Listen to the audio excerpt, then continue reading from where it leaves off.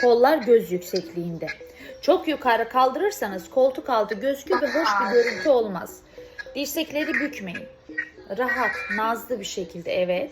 Mən beynəlxalq təlimçiyəm. Bəziləriniz buna rəqs deməsəniz də, belə rəqs olmaz.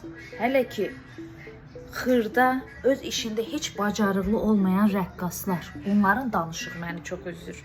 Sıradan insanlar mənə maraqlı deyil. Onlar üstü bu işi bilmədiyi üçün, bu sənətə yələnmədikləri üçün, uşaqlıqdan rəqs dərsləri heç belə bir dəfə belə almadıqları üçün cahil danışırlar. Onları keçək.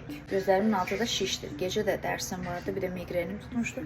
İndi də səhərdən dərsdəyəm. Öz işində heç bacarığı olmayan ki, bu məni çox üzür, dırnaq arası rəqqasların belə bir mənə yorum yazması məni çox üzür. Fikir verirəm, peşəkar rəqqaslar heç bir şey yazmır. Bəziləri hətta belə demədən öpücük falan belə göndərirlər xanımlar. Bu məni çox sevindirir. Sözüm ona gəlir ki, siz istəsəniz də istəməsəniz də mən bu ixtisası davam etdirəcəm. Hələ ki toy davranış texnikasını bütün dünyada davam etdirəcəm. Bunun üçün mübarizə aparacağım. Çünki siz öyrəşibsiniz ki, toylarda avara kimi gənclərimiz rəqs eləsin. Yəni oppansın, düşsün, qışqırsın, yubqasını çəksin burasına, kişilər soyunsun. Amma sonra, illər sonra o videoyu izləyə bilməsinlər, utansınlar. Uşaqlarının yanında qürurla izləyə bilməsinlər ki, uşaqlar dönsün desin ki, ay ana, bu nədir oppanıb düşürsən?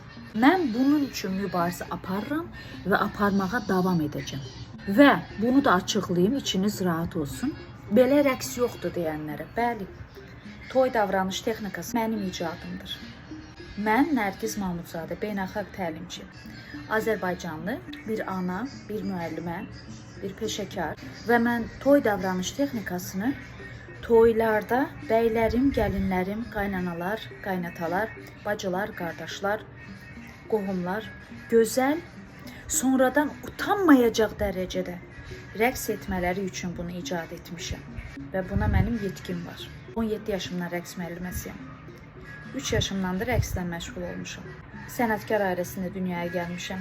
Mənim ilk müəlliməm nənəm olub. Ürəyiniz yerində rahat dursun deyə bu açıqlamanı da verdim ki, bunu içimdən gəldi, sizinlə paylaşım dedim. Yəni insanların fikirlərini, o üzr istəyirəm, o kirli düşüncələrinizlə yumayın.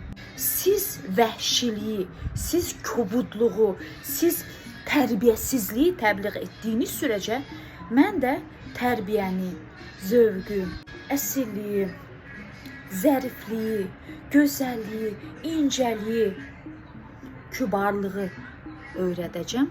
Bunun üçün mübarizə aparacağım. Hodri meydan. Siz hamınız, mən tək. Təbii ki, mənim arxamda da sayısız şagirdlərim. Çünki onlar gələcəyi zərifliklə, kübarlıqla dəyişəcək. Nə olursa olsun, yenə sevirəm olmasın. Mən gedirəm dərsə.